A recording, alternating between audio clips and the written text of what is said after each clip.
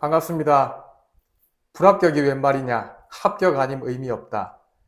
14년째 물리치료 국시만 오지게 뚜까 패고 있는 국시 패스입니다.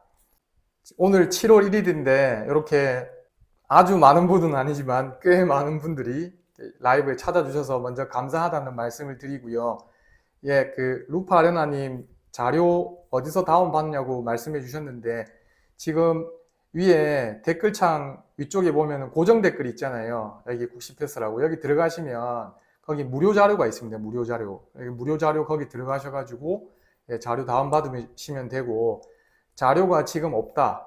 아직 다운받지도 못했다. 그럼 괜찮습니다. 그냥 제가 오늘 라이브 하면서 설명드리는 내용 잘 들으시고 그리고 이게 되게 어려운 내용을 제가 말씀드리려고 하는 게 아니기 때문에 잘 이해하고 이런 거구나 정도만 알고 계셔도 충분하니까 꼭 자료를 다운받지 않더라도 강의 보시는 데는 크게 지장이 없다는 말씀을 먼저 드리고요. 저 목소리 크기는 괜찮으십니까?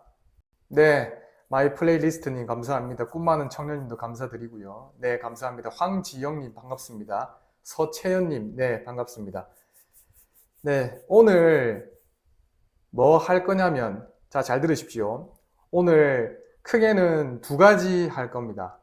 한 가지는 뭐냐면, 무료 자료에 있는 자료들 중에서 오늘 하고 내일 파트를 나눠 가지고 제가 라이브 특강을 한다고 말씀드렸잖아요. 그래서 오늘은 파트 1이라고 해서 전체 자료에 있는 전체 자료 중에서 무료 자료 중에서 일부만 좀 설명을 드릴 거고요. 그게 첫 번째 내용이고요. 그 다음에 강의를 듣고 난 이후에 여러분들이 강의 내용과 관련해서도 좋고 아니면은 국시 준비하면서 내가 어떻게 준비를 해야 될지 뭘 어떻게 공부를 해야 될지 전혀 감을 잡지 못하고 있는 상황이다. 뭐 그런 것도 좋고 여러분이 지금 고민하고 있는 거라든지 아니면 국시 공부 관련해 가지고 좀 힘들어하는 부분이라든지 이런 부분들을 여러분한테 질문을 받고 제가 거기에 대해서 답을 드리는 시간을 갖도록 그렇게 하겠습니다. 그게 두 번째입니다. 그래서 첫 번째는 강의를 할 거고요. 그다음 두 번째는 이제 질의응답이라고 생각하시면 되겠습니다. 네, 정리됐습니까? 네, 좋습니다. 그러면 시작할게요. 자, 오늘 라이브 특강 파트 1으로요. 나눠드린 자료 중에서 자료 보시면 알겠지만 자료마다 번호가 다 붙어 있잖아요. 그죠? 총 몇 번까지 제가 번호를 붙여뒀나요? 네, 맞습니다. 김김님 감사합니다. 13번까지 자료를 드렸거든요. 네, 황지영님, 플레이리스트님 모두 감사합니다. 13번까지 자료 중에서 오늘은 몇 번부터 몇 번까지 설명을 좀 드릴 거냐면은 1번부터 8번까지 설명을 좀 드릴게요. 그리고 설명드리고 그냥 정보에 해당되는 것들은 여러분한테 꼭 설명이 필요하다고 해당되는 부분만 말씀을 드릴 거고 국시와 관련되어 있는 내용이다. 그러니까 정리가 되어 있는 내용이다. 그런 것들은 실제로 국시에서 어떤 문제가 출제가 될 수 있는지를 문제를 통해서 확인하면서 또 한 번 더 정리를 해 보겠습니다. 자, 그러면은 1번 자료부터 8번 자료 순서대로 가 볼게요. 자, 시작하겠습니다. 자, 화면에 글자 크기는 괜찮으신가요? 잘 보이세요? 네, 감사합니다. 지금 첫 번째 자료는 해부생리 출제 영역별 문항수라고 되어 있는데 이게 뭐 국시에 이걸 물어보지도 않는데 왜 굳이 이걸 알고 있어야 되냐라고 혹시나 물어보신다면 어떤 과목에서 몇 문제가 출제가 되고 있는지 그리고 그 몇 문제들 중에서 세부 출제 영역별로 몇 문제씩 출제가 되고 있는지를 알고 계시는 게 국시를 대비하는데 꽤 도움이 많이 되거든요. 그래서 그런 이유에서 출제 영역별 문항수를 좀 알려드리려고 이렇게 표로 만들어 왔습니다. 지금 1번부터 12번까지 이게 국시원에서 국시원 사이트에 해부생리의 출제 범위라고 공지한 내용이고요. 그 다음에 제가 중간중간에 여러분 자료에는 이렇게 표시되어 있지 않지만 제가 중간중간에 이제 검정색으로 표시를 했잖아요. 요거는 이 부분에 대해서 좀 추가로 설명을 좀 드리려고 합니다. 그리고 여기 잘 보시면은 지금 여러분 국시는 지금 46회부터 51회까지 총 6회분의 기출문제가 공개가 되어 있잖아요. 그죠? 근데 여기는 지금 46회랑 47회는 빠져 있고 48회부터 51회까지만 정리가 되어 있지 않습니까? 이유는 딴 게 아니라 46회랑 47회는 지금하고 출제 문항수하고 출제 범위가 달랐어요. 그래서 여러분이 보는 국시, 그러니까 올해 국시죠. 52회 국시는 지금 48회부터 적용되는 출제 범위에 맞춰서 출제가 될 겁니다. 그래서 여기 표로 정리한 내용을 보시면 됩니다. 되겠습니까? 네, 감사합니다. 이게 채팅이 조금 늦게 올라오는데 제가 조금 말 안 하고 있더라도 이 채팅 보고 답을 드리려고 이렇게 조금 잠시 딜레이가 있다는 점 감안해서 봐주셨으면 합니다. 자, 인체의 구분과 조직 이 부분 볼게요. 인체의 구분과 조직에서는 국시에 이제 한 문제 나오는데 해부생리 말입니다. 한 문제 나오는데 뭐가 나오냐면 체강, 그러니까 가슴 안, 뭐 배 안, 골반 안 이런 거 있죠. 그걸 묻는 문제가 과거 국시에 한번 나왔었고요. 그 이후로는 계속해서 뭐가 나오냐면은 조직을 계속 묻습니다. 조직 여러분 뭐 해부학 책이나 또는 뭐 의학 용어 책이나 보시면 4대 기본 조직이라고 소개를 합니다. 4대 기본 조직, 그 4가지 기본 조직이 뭐죠? 어떤 조직들이죠? 네, 상피, 결합, 근육, 신경. 네, 맞습니다. 네, 금옥소리님, 꿈 많은 청년님, 감사합니다.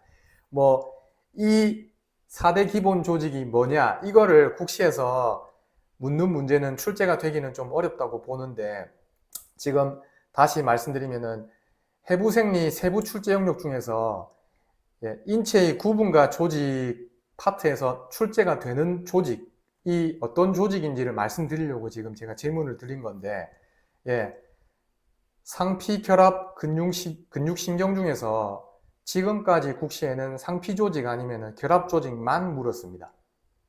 그러니까 근육 조직이랑 신경 조직은 문제로 출제가 되면 답을 하기가 너무 쉽다고 생각을 해서 그런 것 같아요. 그래서 상피 조직 아니면 결합 조직만 나왔는데 뭐 앞으로는 근육 조직이랑 신경 조직이 나오지 말란 법은 없지만 사실 근육 조직이랑 신경 조직은 문제에 제시되는 힌트를 보고 틀릴 이유가 거의 없을 정도로 조금 쉽게 풀 수 있는 그런 문제라고 봐지고 상피 조직 아니면 결합 조직이 또 나올 겁니다.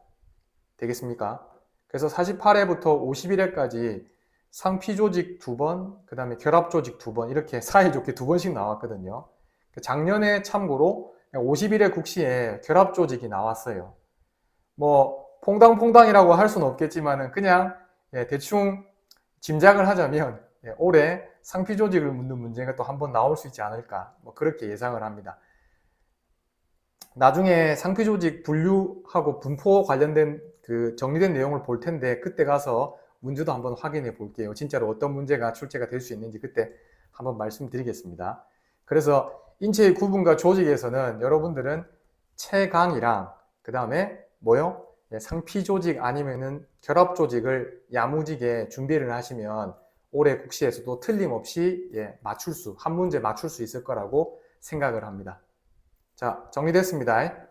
그 다음에 심장호흡계 해부 볼게요. 지금 이 숫자는 이제 출제되는 문항 수를 나타낸 겁니다. 심장 해부, 그 다음에 호흡계 해부 이렇게 2개 파트에서 2문제씩 출제가 되고 있어요. 매년. 그러니까 여러분이 보는 국시에도 2문제 나올 거예요. 근데 호흡계 해부는 매년 출제되지는 않아요. 호흡계 해부는 지금까지 6회분의 국시에서 그러니까 46회부터 51회까지 국시에서 딱 2번 나왔어요. 호흡계 해부는. 그럼 결국은 심장과 관련된 내용이 훨씬 더 중요하단 말이 되겠죠. 그죠? 그리고 조금 심장만 공부하셔가지고는 국시 대비가 완벽하지 않습니다. 뭐를 같이 공부해 줘야 되냐면은 심장도 공부해야 되고 그 다음에 혈관도 공부해야 되고 그 다음에 림프 계통도 같이 공부해야 돼요. 다시 지금 심장호흡계 해부 있잖아요. 여기서 심장 부분에서는 시험에서 뭐가 나오냐면 심장의 구조, 그러니까 심장의 뭐 주변이라든지 심장의 자체의 구조 그런 걸 일단 묻고요. 그 다음에 두 번째는 혈관을 묻습니다. 혈관. 그 다음에 세 번째로는 림프 계통을 물어요. 그래서 이 세 가지를 같이 알고 계셔야 심장 호흡기 해부 중에서 심장 파트에 해당되는 내용을 충분히 정리한 상태로 이제 시험을 볼 수가 있게 되는 거죠. 되겠습니까? 그 다음에 감각계 해부 볼게요. 자, 감각계 해부는 매년 한 문제씩 출제가 되고 있는데 지금 뭐 48회부터니까 51회까지 이렇게 한 문제씩 해서 4문제가 출제된 걸로 나오는데 46회부터 51회 작년 국시까지 총 6회분의 국시에서 감각계 해부에서는 어떤 문제들이 출제가 되고 있냐면 일단 눈 4번 나왔고요. 그 다음에 귀 2번 나왔습니다. 그러니까 왠지 모르겠지만 국시는 눈을 더 중요하게 생각하는 것 같아요. 그래서 여러분들도 물론 귀를 소홀히 할 수는 없어요. 하지만 좀 더 눈에 비중을 두고 공부를 하자. 되겠습니까? 감각계 해부에서 제가 한 가지 더 말씀드릴게요. 제가 아까 눈 4번 나오고 귀가 2번 나왔다고 했잖아요. 이거 기출문제 보면 대번에 알 수 있는 겁니다. 이거 뭐 대단한 걸 제가 알려드리는 게 아니라 다만 저는 이제 기출문제를 하도 많이 보다 보니까 조금 정리된 상태로 알고 있어서 그렇지 여러분은 이런 내용들까지 뭐 4문제 나왔다, 2문제 나왔다 이런 것까지 다 기억하실 필요는 없고 어쨌든 이제 비중으로만 따지면 눈이 좀 더 비중이 있더라 이렇게 이해를 하시면 충분하겠고요. 감각계 해부 파트에서 눈하고 귀 말고 또 어떤 내용을 좀 알고 계셔야 되냐면은 피부 계통을 알고 계셔야 돼요. 피부 계통. 이게 왜 그러냐면 물론 감각계 해부 문제로 분류할 수도 있는데 해부생리 47회 국시에서 1번 문제로 피부 계통과 관련된 문제가 한번 나온 적이 있었거든요. 근데 이 지금 세부 출제 영역 있잖아요. 인체의 구분과 조직, 뼈대계 해부, 관절계 해부, 근육계 해부 이런 순서대로 실제 국시에서도 문제가 출제가 됩니다. 그러니까 1번 문제가 인체의 구분과 조직이었으면 뭐 2번, 3번 문제는 뼈대계 해부, 그 다음에 4번, 5번 문제는 관절계 해부 이런 식으로 문제가 출제된단 말이에요. 근데 47회 국시에서는 인체의 구분과 조직으로 분류하기보다 감각계 해부로 분류하는 게 좀 더 적절한 그런 내용의 문제로 출제가 되는데 어쨌든 1번 문제로 출제가 됐었어요. 그래서 여러분들은 뭐 제가 지금 설명드린 것들은 그냥 완전히 다 이해가 안 된다고 하더라도 감각계 해부에서는 눈하고 귀를 야무지게 챙겨서 보고 그 다음에 또 뭐요? 피부 계통도 잘 알고 있어야 된다. 이렇게 정리하시고 준비하시면 됩니다. 자, 그 다음에 자, 8번, 9번, 10번, 11번, 12번 순서로 되어 있는 거 잠깐 보시죠. 근육생리는 지금 검은색으로 되어 있지만 이거 설명드리기 전에 8번부터 12번 사이에 되어 있는 부분. 지금 공통점이 뭐죠? 네, 맞습니다. 생리란 말이 다 들어가잖아요. 그죠? 예. 지금 8, 9, 10, 11, 12 생리란 말이 다 들어가는데 여러분들 거의 대부분의 수험생들이 네, 생리라고 많이 올려주시는데 해부학하고 생리학 중에서 그러니까 해부생리는 해부학도 나오고 생리학도 나오니까 과목 이름이 해부생리일 거 아닙니까? 근데 해부학하고 생리학 중에서 좀 더 부담을 느끼는 파트가 아무래도 생리학 파트입니다. 그래서 생리 부분을 좀 어렵게 생각하시는 분들이 되게 많아요. 근데 제가 여기서 말씀드리고 싶은 건 뭐냐면 생리가 만약에 준비하기가 너무 힘들고 봐도 잘 이해도 안 되는 것 같다. 그러면은 생리 부분은 굳이 보지 마십시오. 왜 그러냐면 여기 생리라고 적혀 있는 내용들도 대부분의 경우에 해부학 내용으로 대부분 커버가 됩니다. 그러니까 여러분이 가지고 계신 해부학 책 있잖아요. 해부학 책, 뭐 출판사마다, 학교마다 이제 그 전공 교재가 다 달라가지고 다 다르겠지만, 어쨌든 그래도 해부학 책에 있는 내용만 가지고도 충분히 국시에 나오는 내용을 풀이가 가능하거든요. 물론 좀 지엽적으로 나오면 어려운 문제가 되어서 못 풀 수도 있겠죠. 근데 생리는 해부학보다 좀 더 개념이 좀 모호한 부분도 있고 출제 범위가 너무 넓습니다. 그렇기 때문에 생리는 내가 자신이 없다라고 하면은 생리는 그냥 과감하게 버리고 가십시오. 다만 그냥 통짜로 버리란 말이 아니라 지금 보시면은 여기 8번에 순환계생리란 말이 있잖아요. 그러니까 순환계생리니까 뭐 심장하고 그다음에 림프계통과 관련돼 있는 생리가 나오겠구나 이렇게 생각하면 되는데 그걸 이제 생리학 책에서 찾아서 보려고 하지 말고 그냥 해부학 책에 있는 순환계 파트를 잘 봐두시란 말입니다. 되겠습니까? 여기 뭐 호흡계 생리도 마찬가지예요. 네, 호흡계 생리도 그냥 호흡계 해부를 열심히 공부하십시오.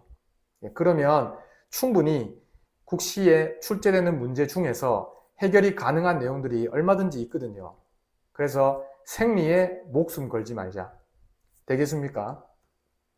그리고 특히 여기 12번 신경계 해부 생리 있잖아요. 이거는 생리라고 구분을 짓기도 좀 애매해요. 이게 해부학 관련된 문제인지 아니면 이게 생리학 관련된 문제인지 구분이 애매하단 말입니다. 그러니까 신경계 해부 생리는 그냥 신경계 해부를 공부하시면 돼요. 그걸로 거의 대부분의 문제가 풀립니다. 지금까지 출제된 문제들은 거의 다 그랬습니다. 되겠습니까?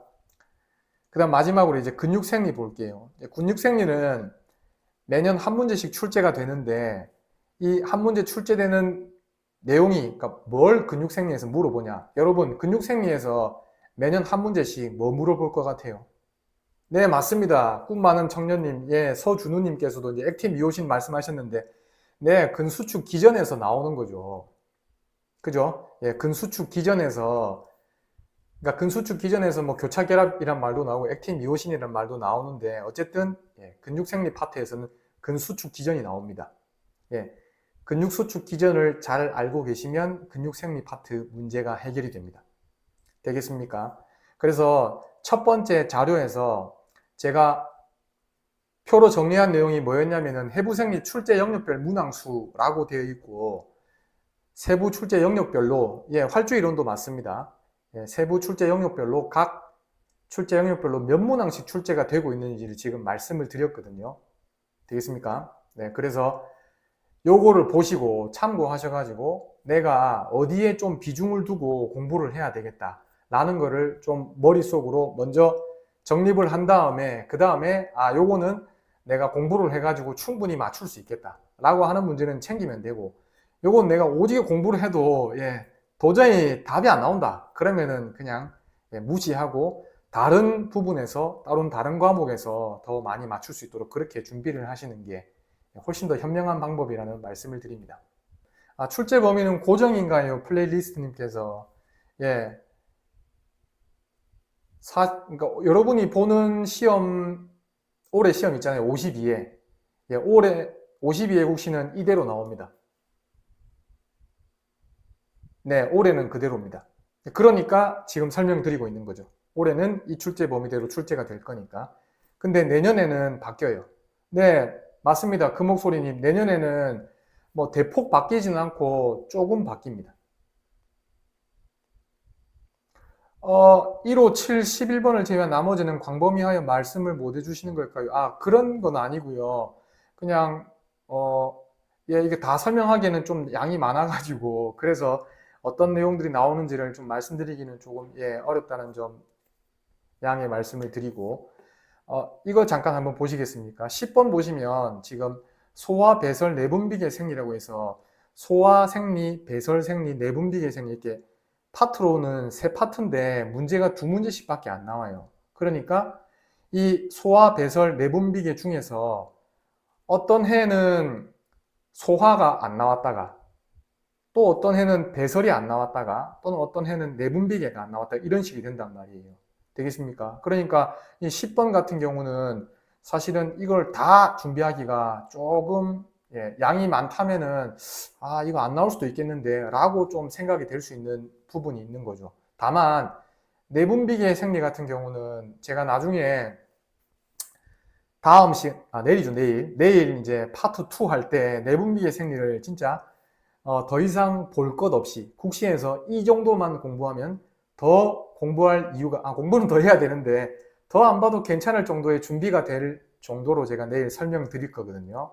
그래서 내분비계 생리는 좀 챙겨 두시고 나머지 소화 배설 중에서는 또 배설이 그렇게 잘 나오는 내용이 아닙니다. 그래서 소화 생리나 내분비계 생리 정도로 좀 준비를 하시면 어떨까 이렇게 말씀드립니다. 그래서 매년 출제가 안 되는 부분들이 있기 때문에 제가 다 말씀드리지는 못했습니다. 그리고 아까 생리 부분은 뭐라고 말씀드렸어요? 그냥 해부학 공부하시면 된다고 했죠. 생리학만 따로 파트를 나눠 가지고 별도로 공부하시지 말고 해부학을 열심히 공부하십시오. 그러면 충분히 대비가 됩니다. 그 다음에 이제 두 번째 자료 가겠습니다. 자, 두 번째 자료는 지금 의료법규 출제 범위와 문항수라고 되어 있잖아요. 잘 보이시죠? 네. 제가 질문을 자꾸 드려요. 질문을. 잘 보이느냐, 아니면 잘 들리느냐, 아니면은 뭐 이해가 되냐, 이런 얘기를 자꾸 드리는데 왜 그러냐면 여러분이 모를 거라고 해서 그렇게 자꾸 질문 드리는 게 아니고 지금 저희는 온라인상으로 직접 오프라인 대면이 아니지 않습니까? 그럼 여러분이 이 라이브를 보시면서 온라인상으로 보시면서 멍 때리고 있는지 뭐 하고 있는지 제가 알 도리가 없습니다. 그래서 여러분이 채팅으로 올려주시는 걸 보고 보고 있구나, 듣고 있구나, 이걸 조금 그나마 간접적으로 알 수 있기 때문에 자꾸 질문을 드리는 거니까 좋은 말 할 때 빨리빨리 채팅 올리십시오. 자, 가겠습니다. 자, 두 번째 자료가 의료법규 출제 범위하고 문항수라고 지금 돼 있는데, 자, 요거는 중요한 것만 딱 얘기하고 그 다음에 제가 다음에 의료법규를 나중에 별도로 한 번 더 라이브로 특강을 한번 하겠습니다. 그때 좀 자세하게 말씀드릴 거고, 지금은 뭐만 한 가지 확인할 거냐면, 일단 여러분 중에는 의료법규에서 20문제가 나온다는 걸 아는 분들은 대부분 계신데, 의료법, 의료기사법 등등에서 몇 문제가 나오는지를 모르는 분이 거의 대부분이에요. 정말 답답합니다. 그것만 알고 시험을 준비해도 충분히 좀 더 유리한 입장에서 확률 높게 시험 준비를 해서 공부도 하고 그 범위를 좁혀가지고 맞출 수 있단 말이에요. 근데 그렇게 공부를 안 한단 말이죠. 너무 안타깝습니다. 어쨌든 자세한 내용은 다음에 또 한번 제대로 하도록 하고, 일단 의료법에서 5문제, 의료기사법 5문제, 장애인복지법 3문제, 노인복지법 4문제, 국민건강보험법 3문제 이렇게 나와요. 딱 이렇게 나옵니다. 지금까지 한 번도 이걸 벗어나서 나왔던 적이 없어요. 기출문제가 공개된 의료법규에서는. 다른 얘기한다. 뭐 장애인복지법 4문제, 모의고사에서는 한 번씩 장애인복지법 4문제씩 나오는 모의고사 있거든요. 뭐 그런 거는 거의 쓰레기라고 생각하고 쌉소리 그만하라고 하고, 어쨌든 이 문항수대로 나옵니다. 분명히 말씀드렸습니다. 그 다음에 지금 의료법만 잠깐 봅시다. 의료법 보시면 5문제 나온다고 했는데 출제 범위, 그러니까 국시원에서 밝힌 출제 범위는 뭐라고 되어 있냐면은 총칙, 의료인, 의료기관, 벌칙 이렇게만 주어져 있어요. 근데 이게 엄청난 힌트예요. 엄청난 힌트. 왜냐하면 의료법 제1장의 제목이 총칙이고, 제2장의 제목이 의료인이고, 제3장의 제목이 의료기관이고, 제9장의 제목이 벌칙이거든요. 그러니까 장 제목에 맞춰서 여러분은 공부하시면 돼요. 의료법이 지금 벌칙이 거의 보통 어떤 특정 법령에 제일 마지막에 있어요. 그러면 벌칙이 9장이란 말은 1장부터 8장까지 앞에 있단 말 아닙니까? 근데 1장부터 8장까지 다 공부하는 게 아니라 1, 2, 3, 9장만 공부하는 거예요. 딴 거 제발 공부하지 마십시오. 의료법에서는 1장, 2장, 3장, 9장만 공부하는 겁니다. 자, 두 번째 자료는 이제 말씀 다 드렸고, 이제 세 번째 자료 볼게요. 자, 이제 뭐 출제 문항수나 출제 범위와 관련된 내용이 아니라 국시에서 출제가 될 수 있는 내용, 그래서 여러분이 꼭 알고 있어야 되는 내용을 조금 정리한 걸 말씀드려 보겠습니다.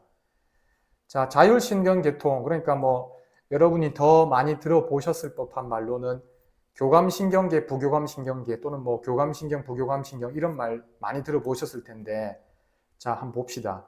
여러분이 글자 너무 작지 않습니까? 괜찮습니까? 글자 크기 잘 보이세요?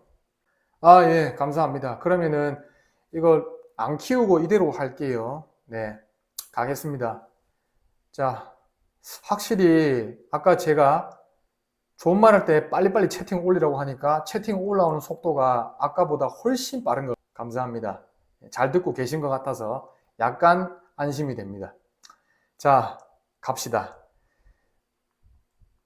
교감신경계하고 부교감신경계를 구분해서 알고 있어야 됩니다. 크크크 그만 치시고, 예.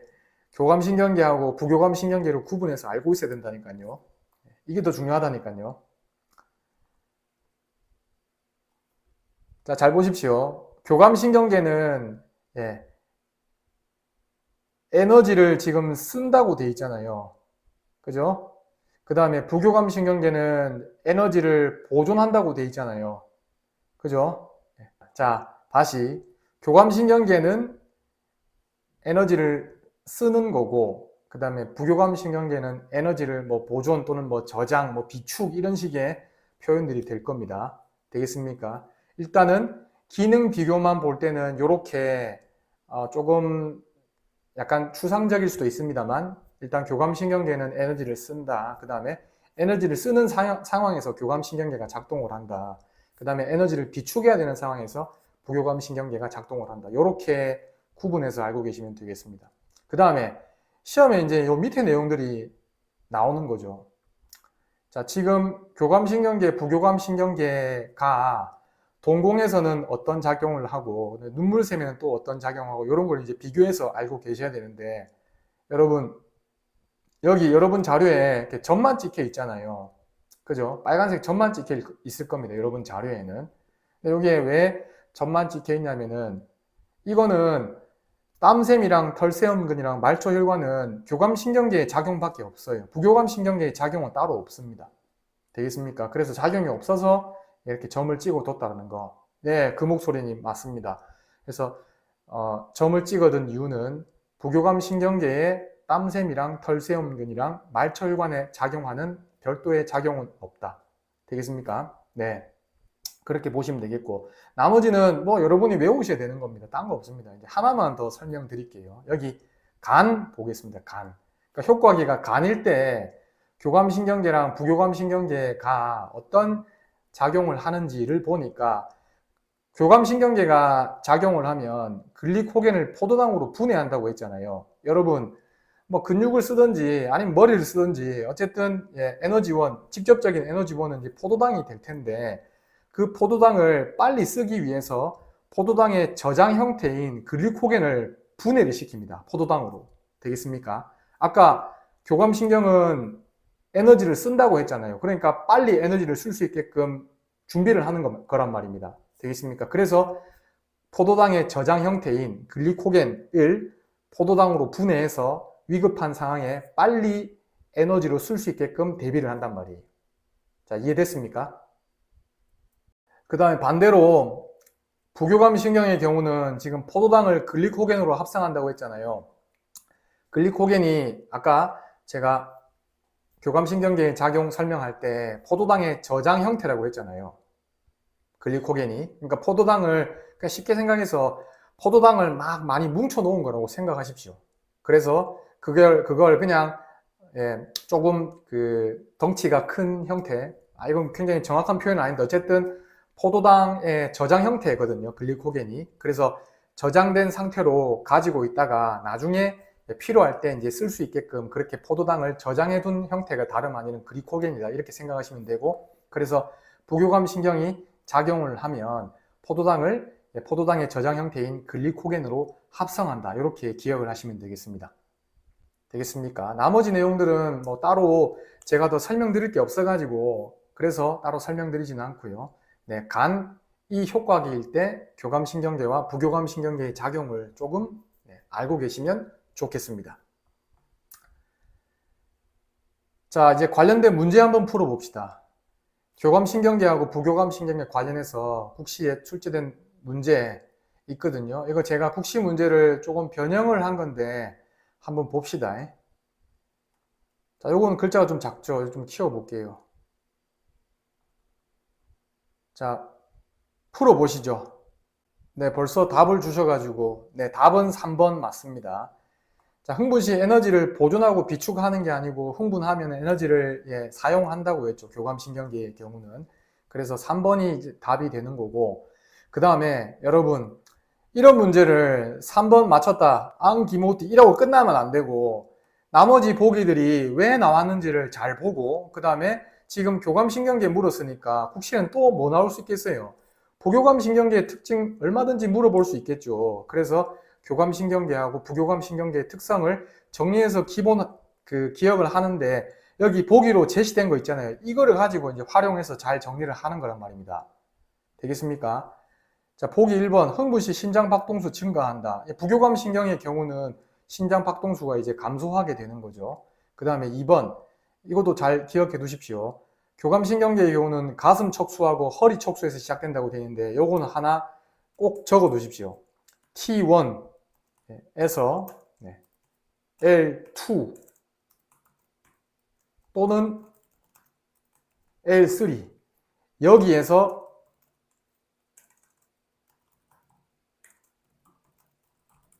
교감신경계가 일어납니다. 여기 분전이란 말은 다름 아니라 척수 분절을 뜻하는 거예요. 그래서 가슴 척수와 허리 척수에서 시작된다라는 설명이 맞는 설명이 되는 거죠. 여기 T1에서 L2 또는 L3 분절 그 사이에서 교감신경이 나오거든요. 되겠습니까? 이해됐습니까? 카미자라고 읽어야 되네. 카미님이라고 읽을게요. 아, 열심히 필기 중이십니까? 아, 죄송합니다.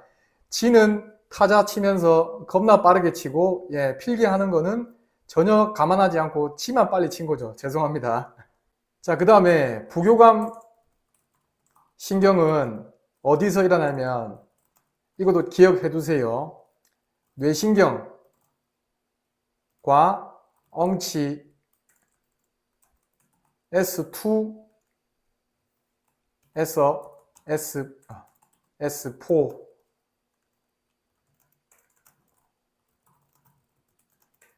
기억해 두십시오.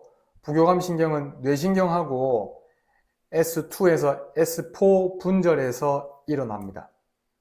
그래서 어떤 얘기가 있냐면, 아까 보기 2번 보시면 교감신경은 가슴 척수하고 허리 척수에서 시작된다고 했잖아요. 그래서 가슴 허리 신경이라고도 불러요. 교감신경을. 가슴 허리 신경. 됐습니까? 그 다음에 부교감신경은 뇌신경하고 S2에서 S4 분절 사이에서 일어난다 라고 해서, 여기서 S2에서 S4는 이제 엉치신경을 가리키는 거잖아요. 그래서 부교감신경은 어떤 신경이라고 얘기하냐면은 뇌엉치신경이라고도 얘기합니다. 자, 정리할게요. 교감신경은 가슴 허리 신경, 그러니까 닉네임이 그렇단 말이에요. 그 다음에 부교감신경은 뇌엉치신경. 자, 그 다음에 하나만 더 말씀드릴게요. 여기 뇌신경이라고 되어 있잖아요. 그러니까 부교감신경에 작용이 있는 뇌신경, 어떤 뇌신경이냐면은 3번, 7번, 그 다음에 9번, 10번 뇌신경이에요. 여기 부교감신경이 뇌신경에서 나온다고 했잖아요. 그죠? 부교감신경이 나오는 뇌신경이 다름 아니라 3, 7, 9, 10번 뇌신경이라고요. 되겠습니까? 자, 보기 4번하고 보기 5번은 넘어가겠습니다. 설명이 좀 길어질 것 같아서 넘어갈게요. 자, 그 다음에 2번 문제 풀어보시죠. 네, 정답은 3번이 맞습니다. 네, 침분비가 증가하는 게 아니라 침분비가 감소가 돼야 되겠죠. 교감신경이 작용하면. 그러니까 지금 긴장을 바짝 하고 있는 상태에서 침이 바짝바짝 마르지 않습니까? 그런 거로 생각하시면 되겠죠. 네, 맞습니다. 뭐 침분비 증가가 소화작용과도 관련이 있으니까 어쨌든 교감신경이 흥분 또는 작용을 하면 침분비가 감소합니다. 그래서 답은 3번이고, 그 다음에 3번 문제 보시죠. 아, 이건 좀 갈리네요. 아, 많이 갈리는데. 2번, 3번, 5번 막 나오는데. 정답은 3번이죠, 3번. 털세움근은 부교감신경 작용이 없습니다.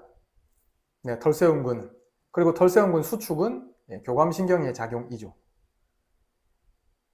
그리고 5번은 답으로 주셨는데 위 창자관의 꿈틀 운동이 증가한다는 말은 이건 어떻게 이해하시면 되냐면은 꿈틀 운동이라고 하는 게 소화를 도와주는 운동이잖아요. 그죠? 그러니까 소화를 도와주는 운동이 증가한다는 거는 말 그대로 소화가 잘 된다는 건데, 예, 부교감 신경의 작용으로 적절하지 않습니까? 되겠습니까? 나머지 것들은 아까 표로 보여드린 거 있죠. 그거 보시면서 비교하고 내가 좀 기억을 잘 못하고 있다 그러면은, 예, 그거 보시고 좀 외워두시면 됩니다. 아, 예. 꿈 많은 청년님, 감사합니다.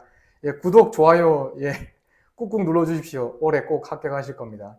예, 제가 합격할 수 있도록 저도 뭐 라이브를 통해서든지 또는 지금 하고 있는 강의를 통해서든지 최선을 다해서 여러분을 끌고 갈 수 있도록 그렇게 하겠습니다. 자, 예, 감사합니다. 이제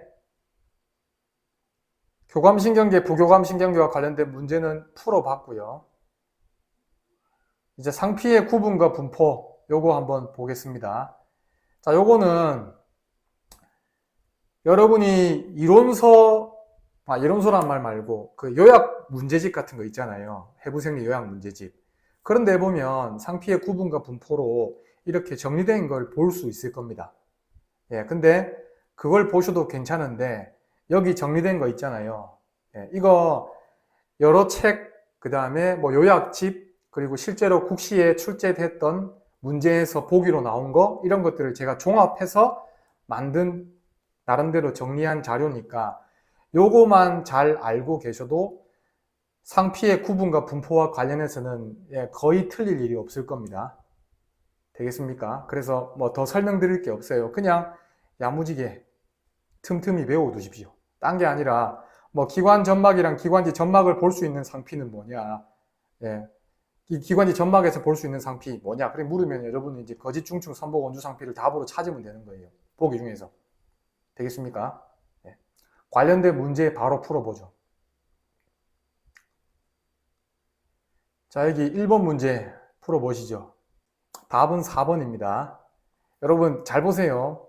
답은 쉽게 찾는데 지금 보기 보시면은 1번부터 5번까지 보기 있잖아요. 이거 중에서 국시에 답이 된 보기 말씀드리면 중충 편편 상피, 이게 답이 됐고, 그 다음에 단층 입방 상피가 답이 됐어요. 근데 제가 물론 100% 장담은 할 수 없지만 올해 만약에 상피 세포를 묻는 문제가 나온다 그러면은 이행 상피, 단층 평평 상피, 거짓 중충 선모 원주 상피, 이 세 개 중에서 하나가 나오지 않을까 라고 예상을 해봅니다. 그래서 여러분들은 이행 상피에 해당되는 이행 상피를 볼 수 있는 곳 있잖아요. 그거 잘 기억하시고, 단층 편편 상피를 볼 수 있는 곳도 잘 기억하시고, 거짓 중충 선모 원주 상피를 볼 수 있는 곳도 잘 기억을 해 두십시오. 올해 나올 겁니다. 상피 조직을 묻는 문제가 출제된다면. 자, 이번 문제 또 풀어보시죠. 답은 단층 편평 상피가 되겠습니다. 여러분, 단층 편평 상피는, 이게 편평하다는 말은 그 세포가, 상피 세포가 납작하다는 뜻이거든요. 되게 얇다 또는 뭐 납작하다, 비늘 같은 느낌을 준다, 이렇게 생각하시면 되는데, 여기 보시면은 허파과리라는 말 보이시죠? 허파과리. 그리고 또 어디서 볼 수 있냐면은 여기 그냥 혈관 내피라고 돼 있는데 모세혈관에서 볼 수 있습니다. 모세혈관에서. 그래서 허파과리나 모세혈관에서 뭐를 하냐면은 물질 교환을 하잖아요. 근데 그게 물질 교환을 할 때 이게 상피 조직을 통과를 해야 된단 말이죠. 그러니까 상피 조직이 두꺼우면 두꺼울수록 불리하겠죠. 그래서 얇은 게 유리합니다. 그리고 여러 층으로 되어 있는 게 아니고 하나의 층으로 되어 있는 단층이어야 유리한 거죠. 그래서 단층 편평 상피는 허파과리나 아니면 모세혈관의 내피 이런 데서 볼 수 있습니다. 이제 윤활관절의 유형 보겠습니다. 여러분, 여기에 윤활관절의 유형으로 지금 평면 관절만 볼게요. 지금 관절면이 평평하여 미끄럼 운동만 일어나는 관절. 자, 이거는 실제 국시에서 이렇게 그대로 주어지지 않을 수 있습니다. 그러니까 관절면이 평평하여 미끄럼 운동만 일어나는 관절을 이렇게 그대로, 이 워딩 그대로 힌트로 제시하지 않을 수 있단 말이에요. 다만 우리는 뭘 힌트로 잡아서 문제를 풀어야 되냐. 여기 보시면은 관절 돌기 사이 관절부터 발목, 발허리 관절까지 있죠. 이걸 힌트로 잡아서 이제 평면관절을 답으로 이런 힌트가 나온다. 그러면 이제 평면관절을 답으로 찾는 겁니다. 그리고 여러분 혹시 이거를 눈치채신 분이 계실지 모르겠는데 지금 제가 얘들을 배열할 때 어떻게 배열했냐면은 위에서 아래로 내려가는 순서로 배열을 해놨어요. 관절 부위를. 되겠습니까? 기억하기 좀 쉬우라고. 나머지 얘들도 다 그렇습니다. 위에서부터 아래로 내려가는 순서로 해놨습니다. 나머지 내용들은 제가 설명드릴 게 없고요. 네, 이제 바로 국시에 출제된 문제, 비슷한 문제, 국시에 실제 출제된 것과 비슷한 문제 한번 풀어볼게요. 자, 1번 문제 보시죠. 경첩관절에 해당되는 거 답은 2번이고요. 자, 이제 나머지 보기들이 윤활관절의 유형 중에서, 윤활관절의 유형은 6개잖아요. 그 중에서 어디에 해당되는지 한번 따져봅시다. 자, 어깨는 어디입니까? 어깨는 윤활관절의 유형 중 어디에 속합니까? 여러분, 이 중에서 지금 복장, 빗장 관절은 안장관절이라는 거를 잘 기억해 두세요. 안장관절은 한번 나온 적이 있는데 또 물어볼 수도 있을 것 같아요. 자, 그 다음에 2번 문제 풀어보시죠. 몸쪽 노자관절. 이게 답이죠. 나머지 한번 볼게요. 아까 손목 뭐라고 했어요? 타원이라고 했죠. 어깨 절구. 빨리 진행을 할게요. 그 다음에 위팔 자관절. 그러니까 위팔뼈하고 좌뼈 사이의 관절이에요. 이거는 경첩입니다. 그 다음에 고리 뒤통수 관절. 타원이죠. 그 다음에 몸쪽 노자관절. 네, 중세가 맞습니다. 여러분, 노자관절은 노뼈랑 좌뼈는 몸 쪽에서도 한번 만나고 먼 쪽에서도 한번 관절을 하잖아요. 그래서 몸쪽 노자관절, 먼 쪽 노자관절 구분을 하는데 둘 다 중세입니다. 그 다음 3번 문제 보시죠. 예, 답은 타원. 아까 이미 말씀드린 바 있죠. 그래서 여기 보시면 손목, 손허리, 손가락 관절, 고리 뒤통수 관절, 타원 관절의 예로 이 세 가지만 딱 잘 기억해 두세요. 거의 이 세 가지 안에서 물어볼 거예요. 근데 이미 한번 나왔기 때문에 똑같이 내기는 좀 어려울 수 있지만 어쨌든 타원 관절은 이 세 가지만 잘 기억하시면 됩니다. 그 다음에 4번 문제. 자, 안장관절. 네, 답은 엄지손가락의 손목, 손허리 관절. 여러분, 일단 답은 4번으로 엄지손가락의 손목, 손허리 관절은 안장관절이 됐잖아요. 그러면 나머지 두 번째부터 다섯 번째 손가락까지의 손목, 손허리 관절은 무슨 관절입니까? 네, 선영님 맞습니다. 평면관절이죠. 아직까지 뭐 그렇게까지 묻지는 않았는데 어쨌든 구분해서 기억을 해 두십시오. 그 다음 나머지 보기들도 한번 따져볼게요. 손목뼈 사이 관절 평면이고, 그 다음에 손허리 손가락 관절 아까 나왔죠. 타원이고, 그 다음에 먼 쪽 손가락뼈 사이 관절 경첩이고, 몸 쪽 손가락뼈 사이 관절 경첩. 그러니까 손가락뼈 사이 관절은 몸 쪽이냐 먼 쪽이냐 구분이 없죠. 둘 다 윤활 관절의 유형으로만 따지면 경첩입니다. 자, 이렇게 정리해 봤습니다. 6번 자료는 의료기사법 벌칙이라고 되어 있는데, 자, 벌칙도 이 안에서 다 나오니까 딴 거 보지 말고 이것만 보고 준비하시면 됩니다. 의료기사법 벌칙은 한 문제가 무조건 나오거든요. 네, 그래서 여기서 공부 내용들을 잘 좀 당연히 외워두셔야 되겠죠. 좀 헷갈리는 부분이 있습니다만 어쨌든 여러분 나름대로 공부를 잘 해두세요. 뭐 지금은 법규를 좀 빡세게 공부하는 시기는 아니라서 그렇게까지 막 외워두고 하실 건 없는데 어쨌든 이 자료만 나중에 보시면 되게끔 제가 만들어 온 거니까 이 자료 잘 활용하십시오. 자, 그 다음에 자료 끝에 보면은 적중 예상 문제라고 지금 두 문제를 실어놨거든요. 이거 왜 이렇게 실어놨냐면은 잘 보시면은 과태료를 묻잖아요. 과태료. 그러니까 작년 국시에 과태료 문제가 한 문제 나왔어요. 의료기사법 벌칙에서. 그래서 앞으로 과태료 관련된 내용도 시험에 출제가 될 수 있다라고 생각하고 이제 준비를 해야 됩니다. 그래서 요거는 제가 이제 과태료 문제 이 정도 풀 수 있으면은 충분히 대비가 되지 않나 라고 생각을 하고 이렇게 정리해서 문제로 만들어 봤습니다. 나중에 한번 풀어 보십시오. 답은 위에 나와 있는 내용으로 충분히 찾을 수 있으니까 한번 풀어 보십시오. 자, 7번 자료는 상지 근육의 신경 지배라고 되어 있는데 해부 생리에서는 근육 계통에서 근육계 해부에서 물어보는 내용이 기시, 정지, 작용, 신경지배 이렇게 된단 말이에요. 그러니까 신경지배만 딱 힌트를 주고 답 찾으세요. 이런 문제는 물론 없는 건 아닌데 요즘엔 잘 안 나와요. 과거에는 그런 문제가 나왔었거든요. 근데 요즘에는 거의 뭐 기시, 정지, 작용, 신경지배를 거의 막 다 짬뽕 시켜갖고 이렇게 문제를 낸단 말이에요. 조금 문제를 그냥 너무 쉽게 풀 수 없게 만들게 하려는 것 같아요. 어쨌든 그래서 해부 생리에서는 이 내용들을 지금 설명하려고 하는 이 내용들을 아주 잘 알고 있어야 된다 까지는 아닌데 뭐 진단평가나 중재에서는 신경지배 어떤 근육이 어떤 신경지배를 받고 하는 게 문제를 푸는 데 있어 가지고 굉장히 큰 도움이 됩니다. 실제로 문제를 풀 수 있게 만드는데 신경지배를 알고 있는 게 꽤 도움이 된단 말이 되겠습니까? 그래서 좀 정리를 해봤거든요.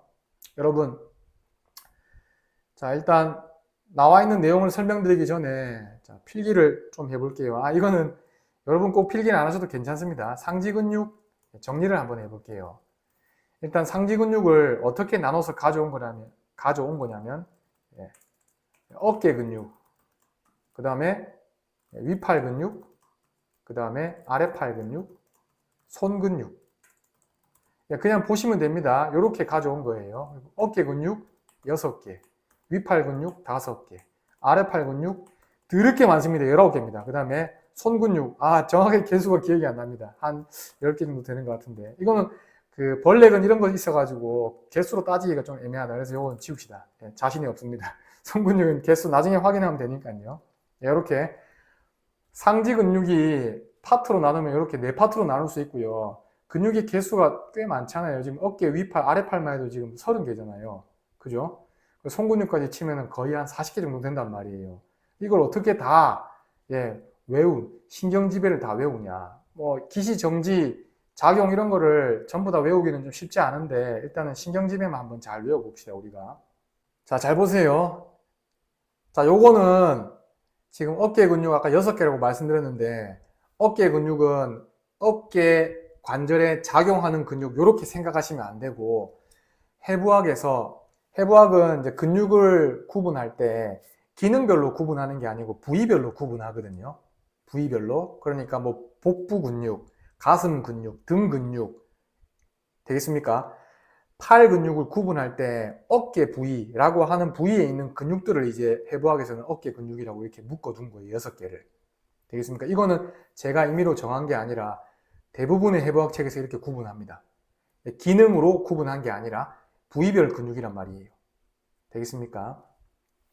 자, 그래서 잘 보시면 1번, 2번은 겨드랑이신경 지배, 그다음에 3번, 4번 어깨 밑 신경 지배, 5번, 6번 어깨 위 신경 지배 이렇게 되는 거죠. 그러니까 근육 2개씩 한 신경의 지배를 받는 거죠.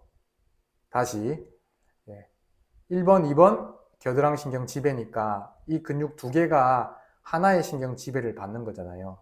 그죠? 그래서 이렇게 두 근육을 묶어서 기억을 좀 해두세요.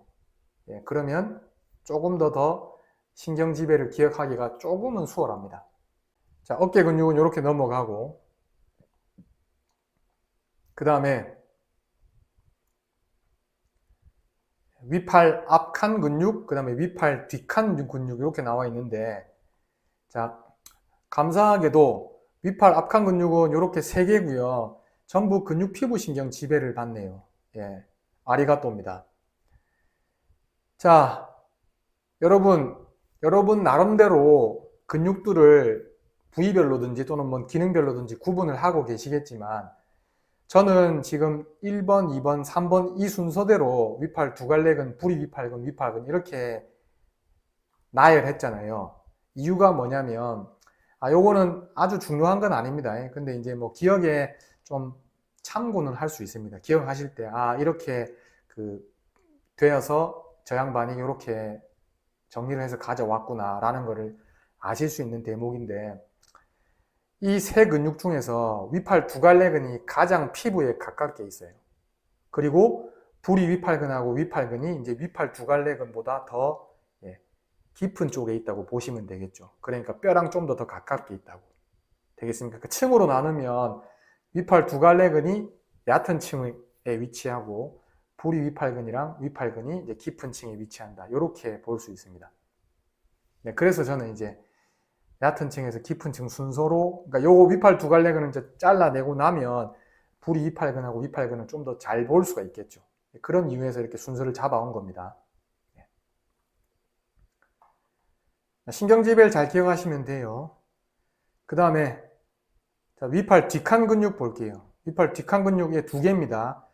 참고로 여기 팔꿈치근은 위팔에 있다기보다 거의 팔굽관절 주변, 그러니까 뭐 위팔에 있다기 하기도 애매하고 아래팔에 있다고 하기도 좀 애매한 그런 부위에 있는데 일부 책에서는 아래팔 근육으로 구분을 하기도 합니다.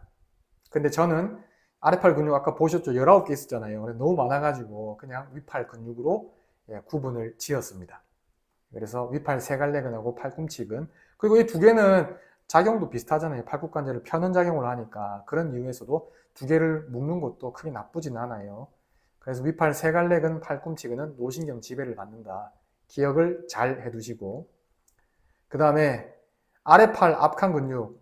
이제 아래팔 근육이 이제 변수인데, 일단 작용은 작용이 아니라 이제 신경지배는 여러분이 또 한번 확인을 해 보시도록 하고, 이번 시간에 완전히 다 습득이 안 될 수 있으니까 일단 신경지배는 여기 정리된 내용대로 한번 보시면 되고요. 자, 공통적인 내용을 한번 볼게요. 자, 아래팔 앞칸 근육의 공통점. 자, 아래팔 앞칸 근육. 일단 손목 굽힘. 그 다음에 손가락, 또는이라고 해야 되겠네요. 손가락 굽힘. 또는, 그 다음에 어떤 작용하죠? 그렇죠. 원 엎침근, 네모 엎침근이 있잖아요. 그래서 엎침 작용합니다. 아래팔 앞칸 근육은 손목을 굽히거나 손가락을 굽히거나 아니면 엎치는 작용하는 근육이 아래팔 앞칸에 있고, 대체로 어느 신경 지배 받냐면은 주로 정중신경 지배를 받습니다. 그러면 이렇게 생각하면 되겠죠. 정중신경 지배를 받지 않는 것들만 예외로 기억하면 될 거 아닙니까? 되겠습니까? 자, 봅시다. 일단 검은색 표시되어 있는 건 나중에 설명드릴게요. 자, 대부분 정중신경 지배인데 여기 보시면은 좌쪽 손목 굽힌 건 자신경 지배고 깊은 손가락 굽힌 건 정중신경이랑 자신경 이중 지배죠. 되겠습니까? 이 두 개 잘 기억해 두세요. 여러분, 긴 손바닥근 얘는 왜 이렇게 별도로 표시를 했냐면 나머지 근육들, 지금 1번부터 8번까지 근육들 다 보시면 근육 이름에서 뭐를 알 수 있어요? 근육 이름에서. 그렇죠. 작용을 다 알 수 있잖아요. 네, 기능이나 뭐 작용 다 같은 말입니다. 근데 여기 3번 긴 손바닥근은 어때요? 이름만 가지고는 어떤 작용을 하는지 알 수 없잖아요. 그죠? 근데 여러분, 긴 손바닥근 어쨌든 아래팔 앞칸 근육이잖아. 그러면 얘 어떤 작용하겠어요? 뭐를 굽힙니까? 네. 아까 뭐 제가 말씀드리기로는 뭐 손목을 굽히거나 손가락을 굽히거나 엎치는 작용을 한다라고 했으니까 그렇게 답을 하시면 잘 하신 건데, 긴 손바닥근은 손가락까지는 근육이 가지 않거든요. 그러면 뭐만 굽히겠어요? 네, 맞습니다. 손목만 굽히는 작용을 하죠. 그래서 긴 손바닥근은 작용이 나와 있지 않지만 손목을 굽히는 근육이라고 기억하시면 됩니다. 그러니까 손목을 굽히는 근육이니까 아까 제가 뭐라 그랬어요? 손목을 굽히거나 손가락을 굽히거나 엎치는 작용하는 근육이 아래팔 앞칸에 있는 근육이고, 그 근육들은 대체로 어느 신경지배라고요? 그렇죠. 정중신경지배죠. 그래서 긴 손바닥근이 손목 굽히는 작용을 하는 근육이라는 거 기억하시고 아, 손목을 굽히니까 얘 정중이구나. 이렇게 연결하면 되는 겁니다. 자, 이제 아래팔 뒷칸 근육으로 가볼게요. 자, 아래팔 뒷칸 근육.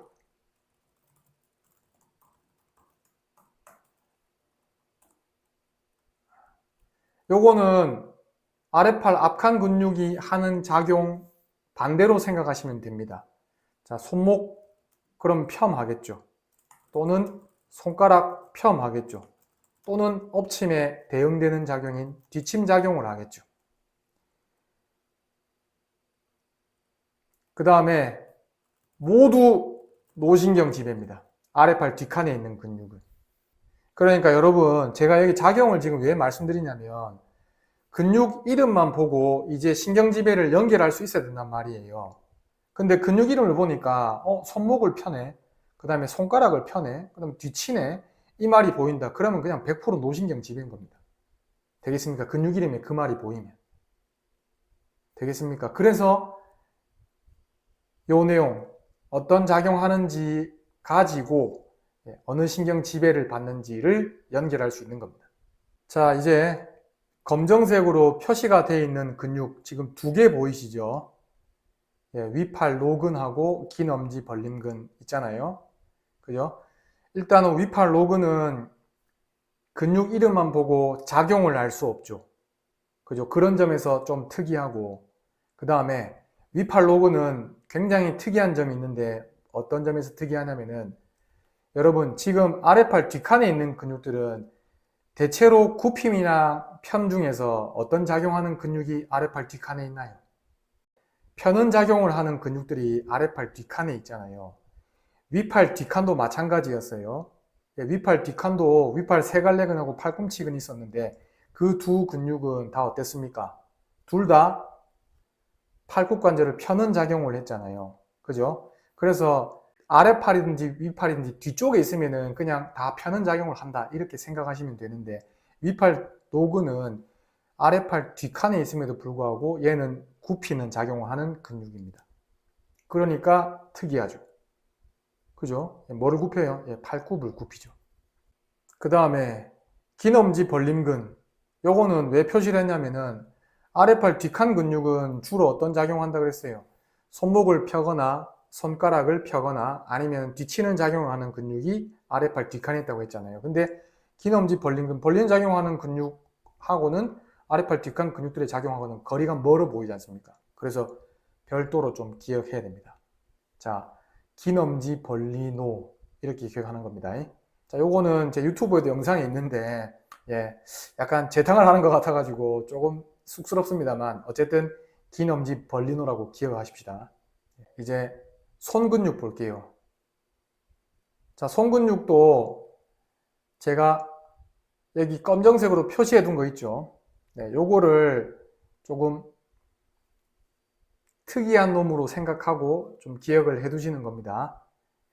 그리고 손근육 관련해서 제가 아래팔 앞칸 뒷칸 그리고 손근육 묶어 가지고 신경지배를 좀 잘 기억할 수 있는 방법, 그 훈즈 이너베이션이라고 있습니다.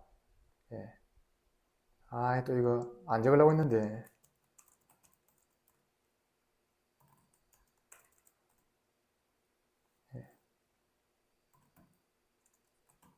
훈즈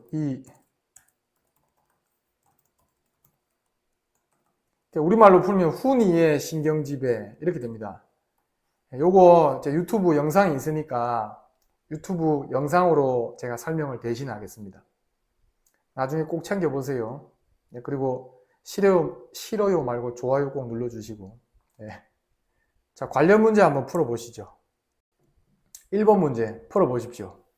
답은 2번이죠. 자, 노신경 지배받는데 굽히는 작용을 하는 거는 얘 하나밖에 없어요. 나머지 보기들 볼 것 없이 그냥 바로 2번으로 가는 겁니다. 자, 위팔근 근육 피부, 위팔 두갈래근 근육 피부. 그 다음에 노쪽 손목 굽힘근 어느 신경 지배예요? 앞에 노를 보고 노라고 하신 것 같은데 정중이죠. 손목을 굽히는 작용을 하잖아요. 정중입니다. 그 다음에 좌쪽 손목 굽힘근 손목을 굽히는 작용을 하는데 좌쪽 얘는 특이하죠. 자신경 지배입니다. 되겠습니까? 그래서 이렇게 나머지 보기들도 신경 지배를 다 확인했습니다. 2번 문제 풀어보시죠. 네, 답은 2번입니다. 답은 앞서 정리된 내용을 충분히 확인할 수 있으면 얼마든지 답은 찾을 수 있으니까 답 찾는 거는 그렇게 아주 중요한 부분은 아니고 어떤 문제들이 출제가 될 수 있다 이런 식의 문제가 나왔을 때 내가 해결할 수 있는지 없는지를 파악하는 게 사실은 더 중요하죠. 그죠? 자, 큰 원근은 어깨 밑 신경지배고 답은 2번이 됐고요. 어깨 밑근도 어깨 밑 신경지배고 그 다음에 가시 위근 어깨 위 신경지배고 그 다음에 가시 아래근도 어깨 위 신경지배입니다.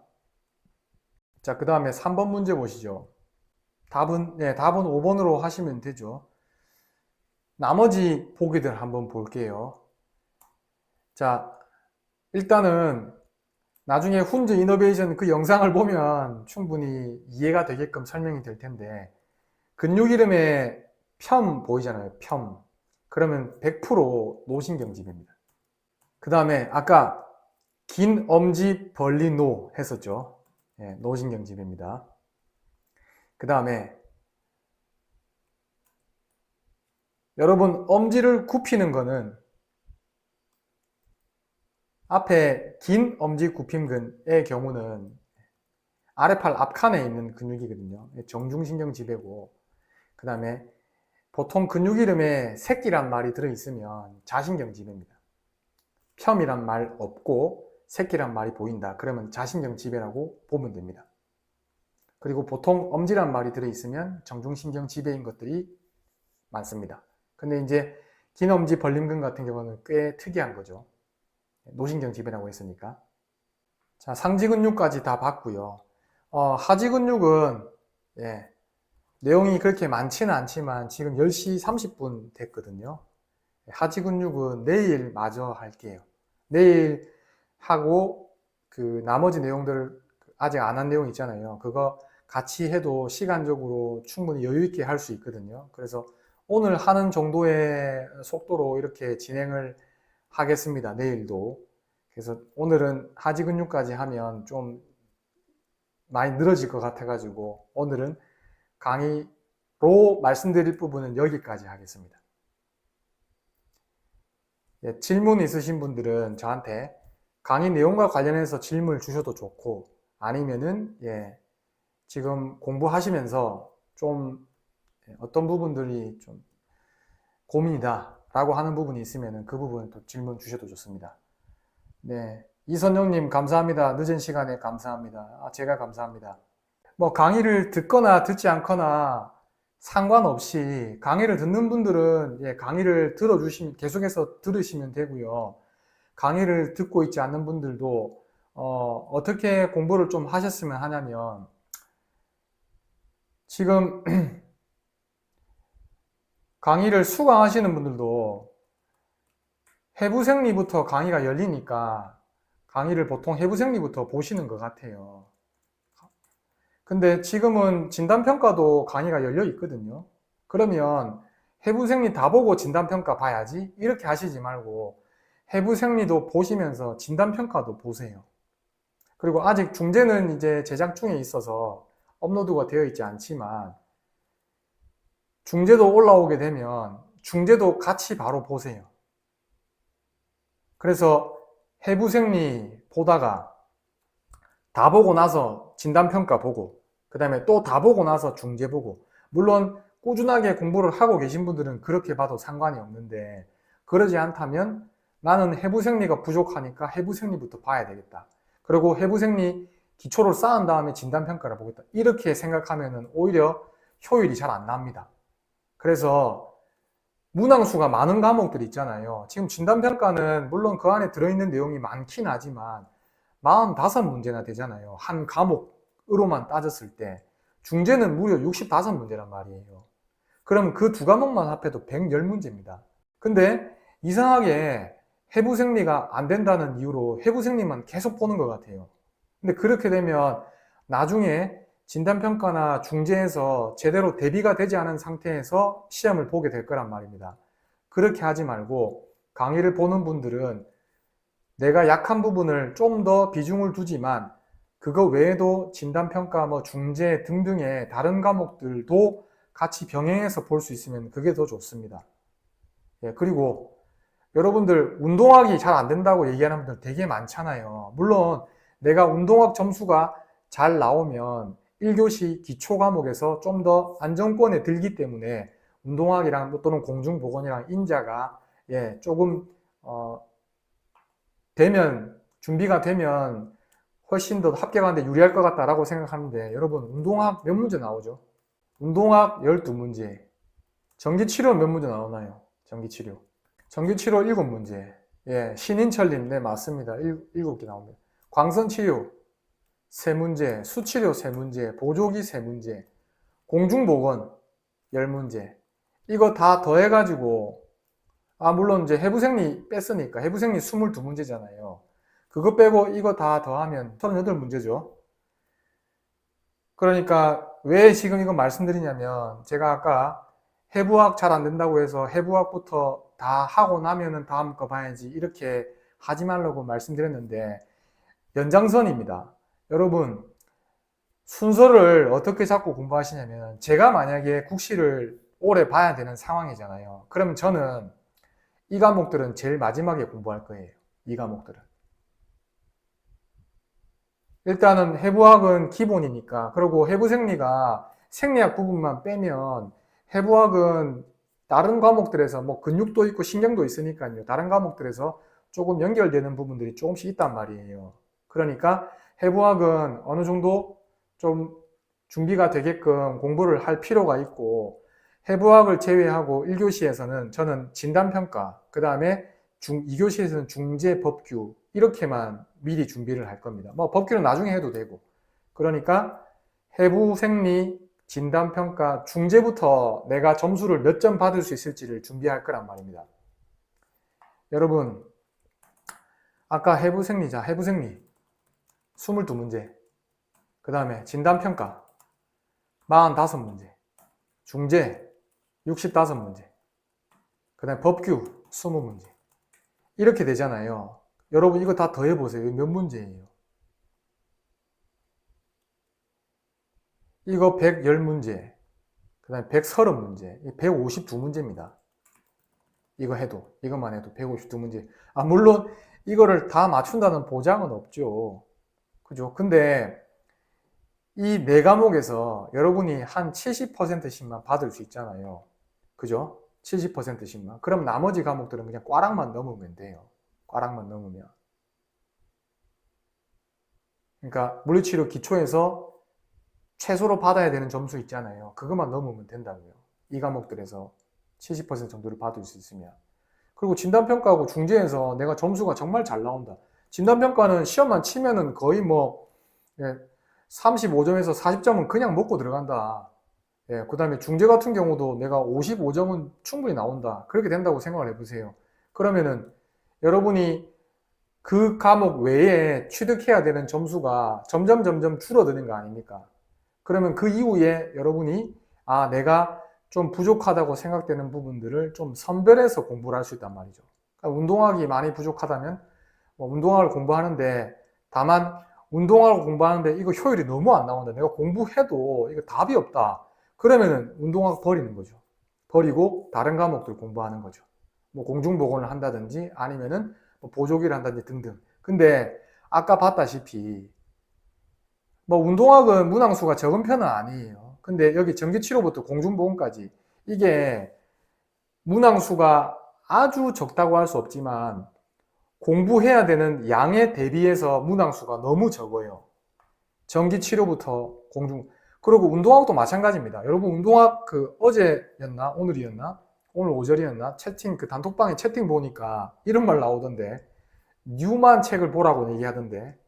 물론 뉴만 책 보면 되죠. 근데 뉴만 책 어떻게 다 볼 거예요? 운동학 준비하려고. 안 그렇습니까? 그러면 공부가 엄청 비효율적이 되는 거죠. 그래서 나는 그렇죠. 운동학부터 여기 공중보건까지는 한 과목에서 출제되는 그 문항수 대비해서 범위가 너무 많아요, 범위가. 그리고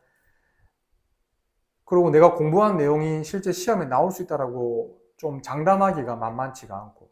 그리고 이 파트에 나오는 문제들 있잖아요. 기출 문제를 가지고 일단 활용을 하는데 문항 수가 적으니까 기출 문제도 이게 뭔가 예측을 하는 데 있어 가지고 조금 어려운 부분이 있습니다. 그러니까 여러분 생각해 보세요. 만약에 어떤 과목에서 100문제가 나온다고 해봅시다.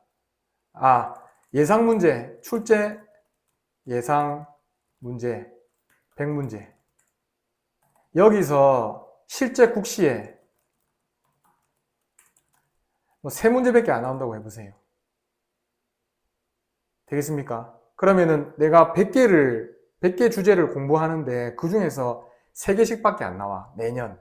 그러면 지금 6회분의 기출문제가 공개가 돼 있으니까 끼케야 3, 6, 18이니까 18문제잖아요. 그러면 나머지 출제 예상 문제에서 나올 수 있는 82문제, 너무 많잖아요. 82문제에서 또 문제를 낼 수 있거든, 국시원에서는. 되겠습니까?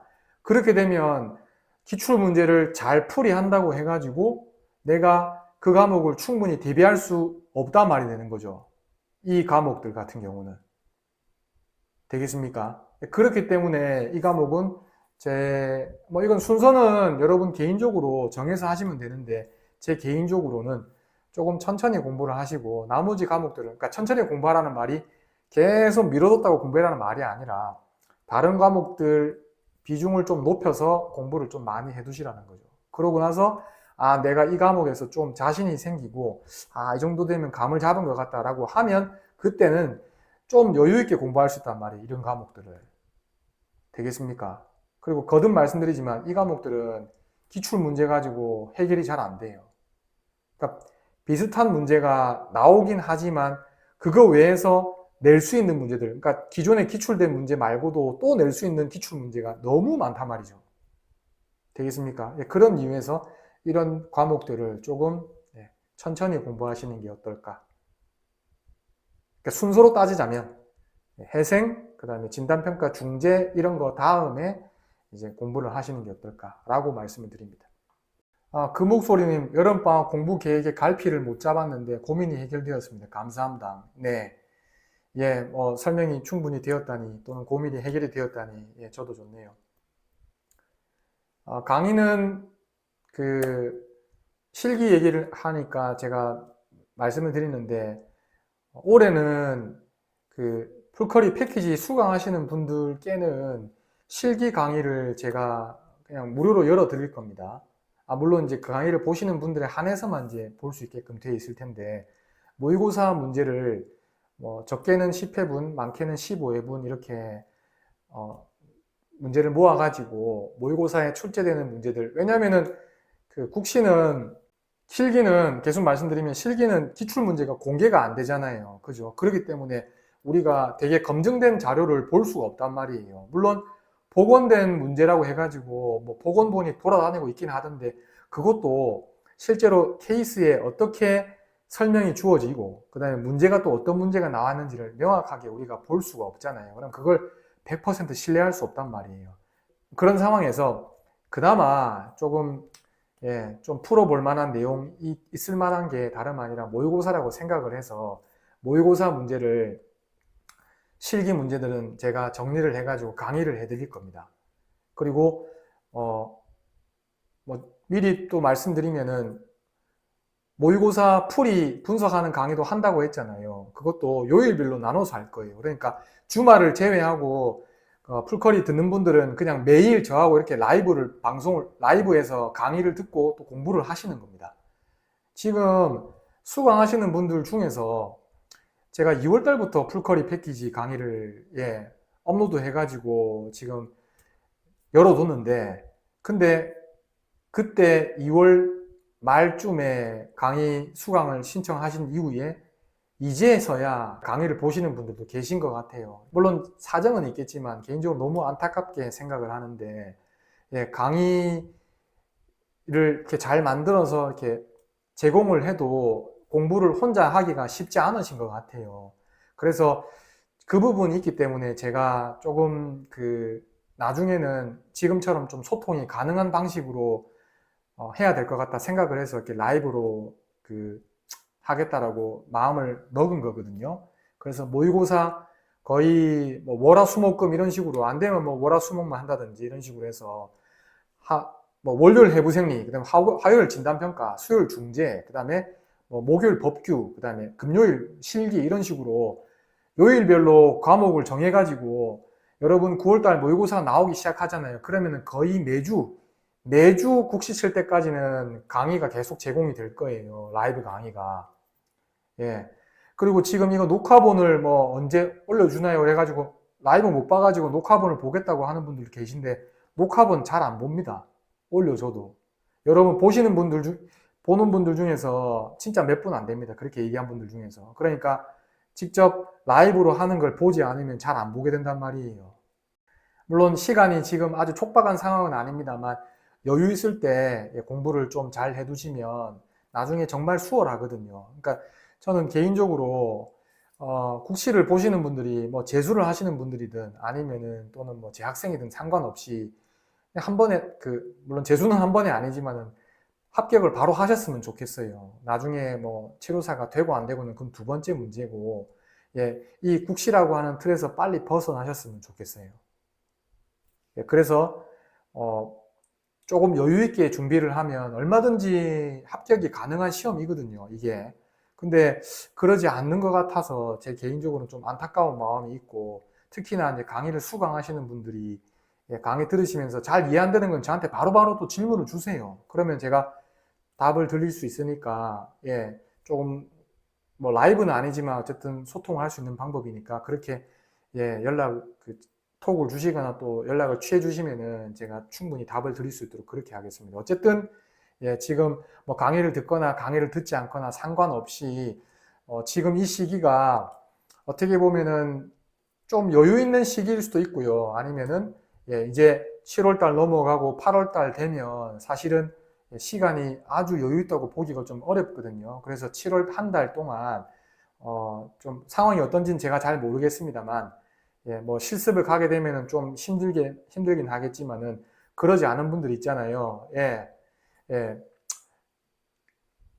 지금 7월 이때가 정말 공부하기 좋은 시기, 그리고 공부를 꼭 해야 되는 시기라고 생각하고 좀 준비를 하셨으면 해요.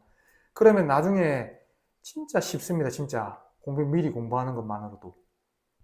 네, 초심 찾고 노력해보겠다고 하셨는데, 네, 진짜 되든 안 되든 어쨌든 꾸역꾸역 하는 게 정말 중요합니다. 예, 모든 상황에서 다 공부가 잘 되라는 법은 없거든요. 근데 그래도 해내는 사람들, 그러니까 성과가 나는 사람들은 그 사람들이 실제로 뭐 공부 효율이 뛰어나서 그런 이유도 있겠지만 그 이유 말고도 되게 힘들게 지금 공부하기가 정말 잘 안 되고, 예, 공부가 쉽지 않은 그런 상황인데도 불구하고 어쨌든 꾸역꾸역 해낸 사람들이거든요. 그래서 그런 사람들이 나중에 성과를 냅니다. 그렇기 때문에 뭐 내가 효율적으로 공부를 못한다. 그러면은 그냥 잘 안 돼도 시간 투자 많이 해가지고 진짜 꾸역꾸역 해내십시오. 그럼 그게 쌓이고 하면 나중에 내가 그때 그렇게 공부한 덕분에 지금 합격하는 거다라고 그렇게 바로 생각이 드실 거예요. 예. 아무튼 오늘 라이브 강의 들어주시느라고 모두 수고 많으셨고요. 그리고 지금 거의 2시간 가까이 하고 있는데 늦게까지 자리해 주셔서 감사합니다. 내일도 라이브가 있다라는 거 잊지 말고 내일 꼭 또 참석해 주시고 그다음에 내일 또 선물도 준비를 했으니까요. 선물 꼭 챙겨 가시고요. 참석하셔가지고 수고 많으셨습니다. 막판으로 노래 한 곡 듣고 마무리하겠습니다.